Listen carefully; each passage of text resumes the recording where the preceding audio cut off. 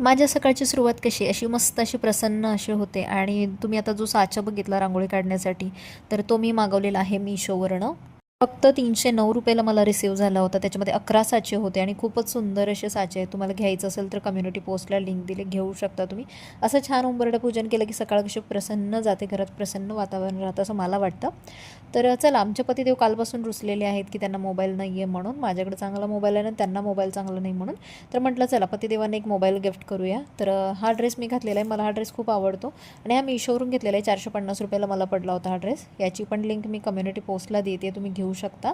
इंस्टाग्रामवर व्हिडिओ बघत असाल तर कमेंटमध्ये PP किंवा लिंक टाईप करा. तर पतिदेवांना जास्त महागाचा मोबाईल घेऊन तर चालणार नाही, कारण पतिदेवांचं कसं आहे ना, कुठलाही मोबाईल 6 महिने पण सरळ जात नाही त्यांना.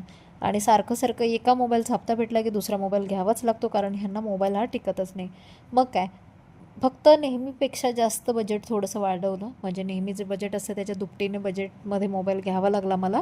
आणि मी काय EMIवरच घेतला. आता मी अजून काहीतरी काम करणार म्हणजे मला ह्याचे EMI फेडता येतील, कारण हा गिफ्ट मोबाईल जो आहे ना माझ्याकडून टोटली यांच्यासाठी गिफ्ट आहे. तर चला, चॅनलला सबस्क्राईब करून घ्या. पतिदेव भलतेच खुश